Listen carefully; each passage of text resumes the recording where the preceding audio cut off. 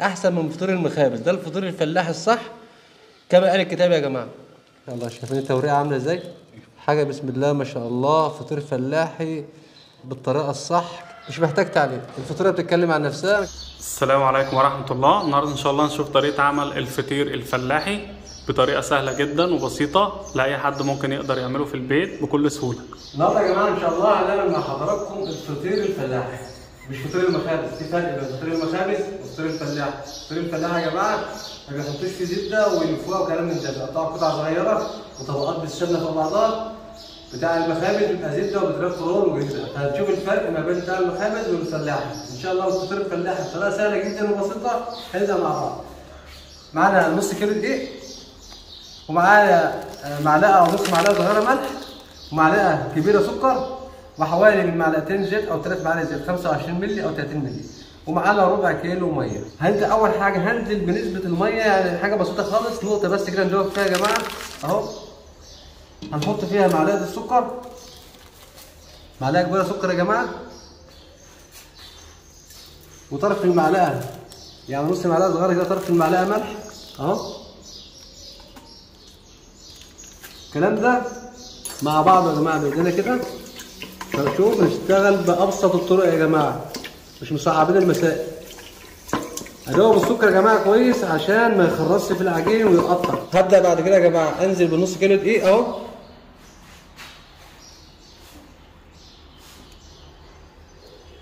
الزيت بيتحط في الاخر بعد ما اعجن العجينه يا جماعه كويس وانعمه، ابدا انزل بالزيت في الاخر.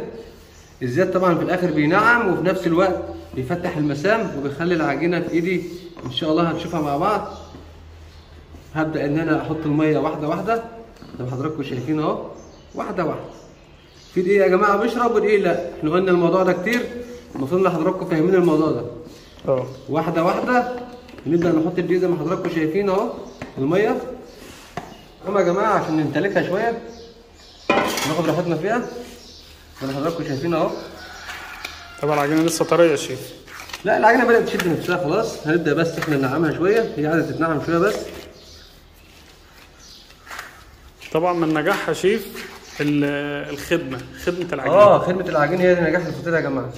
لازم ان العجينه تبقى ناعمه ومخدومه كويس جدا. ده كده العجينه تبقى ناجحه باذن الله وتطلع لك فطير ممتاز باذن الله، ما يبقاش مقطع ولا يبقى محروق ولا يبقى مكتوم ولا يبقى اي حاجه ان شاء الله. هبدا الم العجينه زي ما حضراتكم شايفين وهقطعها قطع صغيره. هنحاول ان شاء الله نعملهم على فطيرتين عاديين متوسطين. نبدا نقطعها ممكن نعملها يا جماعه على 10 قطع او 15 قطع زي ما تجيب، قطع صغيره زي ما حضراتكم شايفين. قطعنا كده يا جماعه اهو. هنبدا نكور اهو. حضراتكم هتشوف كوره. هبدا ان انا الماء كده بايدي اهو وهبدا اكورها. طبعا انتوا عارفين حضراتكم ان التغليف بتاع العجين بالسمنه مع الزبده مع السمنه اللي حضراتكم شايفين كده عشان ما تنشفش وفي نفس الوقت تبقى لينه ومسامها مفتوحه اهو. نبدا نحط العجين كله زي ما حضراتكم شايفين كده اهو. ورجعنا لحضراتكم بعد نص ساعه. طبعا العجين زي ما انتوا حضراتكم شايفين اهو، العجين كده يا جماعه ارتاح، صابعنا فيه كده علم يبقى خلاص العجين ارتاح. هنبدا ان شاء الله دول يا جماعه نقسمهم على فطيرتين، نقطه زيت او رخامه زي ما انتم شايفين كده، وهنبدا العجين اهو. ما شاء الله العجين مرتاح اهو. ممكن نفردها بالشوبق وممكن من غير الشوبق يا جماعه، بس الشوبق طبعا بتبقى ايه مشيه الشوبق مساويه زي ما حضراتكم شايفين اهو. هنبدا دي اول طبقه اهيت، برضه ممكن نحط معلقه سمنه كده او اي حاجه او سمنه على زيت على زبده اهيت. الفطيرة هتبقى كام طبقة يا شيف؟ هما دول ان شاء الله هنقسمهم على فطيرتين، دول حوالي 23، هنعمل واحده 12 او 24 هيبقوا على 12 ان شاء الله. هنبدا زي ما حضراتكم شايفين كده اهو يا جماعه. طبعا دي طريقة ابتدائية خالص يا شيف. دي يعني لو الفلاحة حد بتاع الفلاحين في البيوت اللي هم ما لهمش في الهوايه ولا لهم في حاجه. الموضوع سهل خالص. سهل خالص يا جماعه. هنفردها بس بالراحه كده عشان ما تقطعش مننا اهو. دي كده طبقه، دي كده طبقه اهي. نبدا نحطها على الثانيه برضه اهو زي كده. وبين كل طبقه وطبقه كده معلقه سمنه بزبده زي ما انتم شايفين كده يا جماعه. طبعا ديت التوريقه بقى عشان تورق. دي التوريقه يا جماعه. طبقه السمنه ديت هي الفاصل بتاعت التوريقه.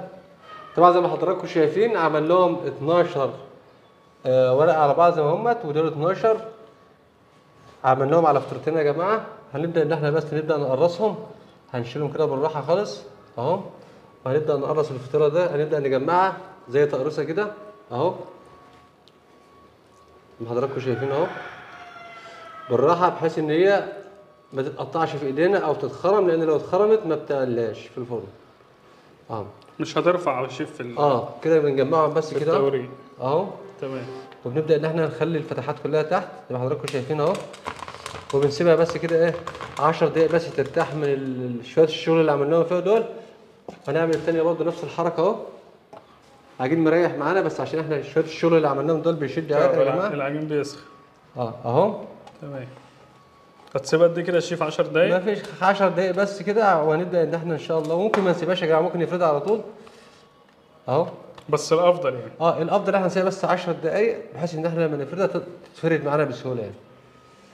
رجعنا لكم بعد 10 دقايق يا جماعه. العجين اهو ما شاء الله بدا يريح اهو.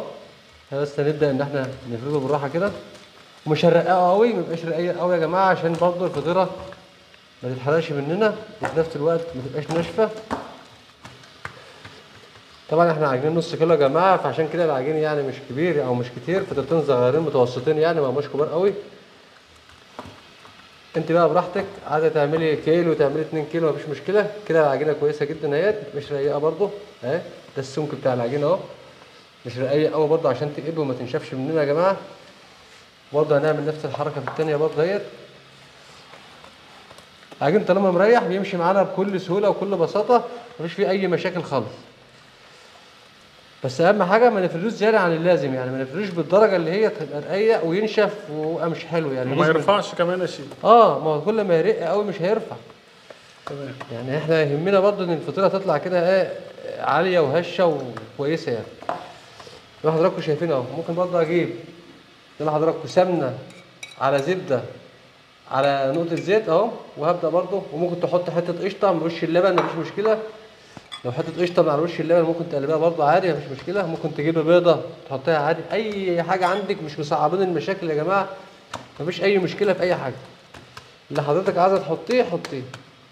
بيضه مفيش مشكله، صفار بيضه مع نقطه زيت ونقطه سمنه مفيش مشكله. الفطير بتاعنا كده خلاص جاهز اهو. كده الفطير جاهز اهو على الفرن. طبعا الفرن سابق التسخين يا جماعه على اعلى درجه حراره عندك 220 230 حسب اعلى درجه حراره عندك. ما تعليش تحت قوي، او يعني خلي تحت متوسط عشان ما تتحرقش بحيث ان هي تقب برضه. هنبدا ان شاء الله ندخل الفرن. تقعد قد ايه يا شيف؟ تلت ساعه؟ يعني 10 دقايق. مفيش تلت ساعه يعني. 10 دقايق 12 دقيقه حسب درجه حراره الفرن، وان شاء الله تطلع باذن الله. زي ما حضراتكم شايفين كده ده الفطير الفلاحي الاصلي بطريقته الصحيحه 100% زي ما انتم شايفينه كده. شايفين القبه بتاعته عامله ازاي؟ بسم الله ما شاء الله، مش محتاج كلام يا جماعه. طبعا يا جماعه الفطير كده طلع من الفرن بسم الله ما شاء الله، فطير فلاحي يعني كما قال الكتاب يا جماعه.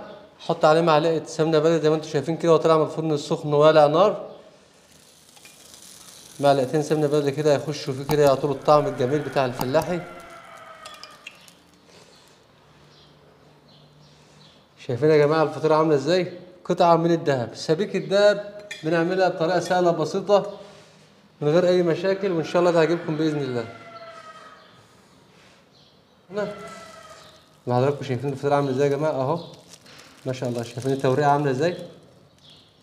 شايفين التوريقه عامله ازاي يا جماعه؟ تسلم ايدك يا شيف. حاجه بسم الله ما شاء الله، فطير فلاحي محترم بالطريقه الصح كما قال الكتاب. شوف التوريقه عامله ازاي، مش محتاج تعليق. الفطيره بتتكلم عن نفسها، مش محتاج اي تعليق. شايفينها عامله ازاي؟ كل ورقه لوحدها يا جماعه. بسم الله ما شاء الله، فطير شلتت فلاحي كما قال الكتاب. انسوا بقى اي طريقه عرفتوها قبل كده، واعتمدوا الطريقه بتاعتنا دي، طريقه ممتازه ان شاء الله تعجبكم باذن الله. كل ورقه لوحدها. كده ان شاء الله وصلنا لنهايه الفيديو. لو عجبكم الفيديو متنسوش بقى اللايك والاشتراك في القناة، انتظرونا ان شاء الله فيديوهات جاية كتير، والسلام عليكم ورحمة الله وبركاته.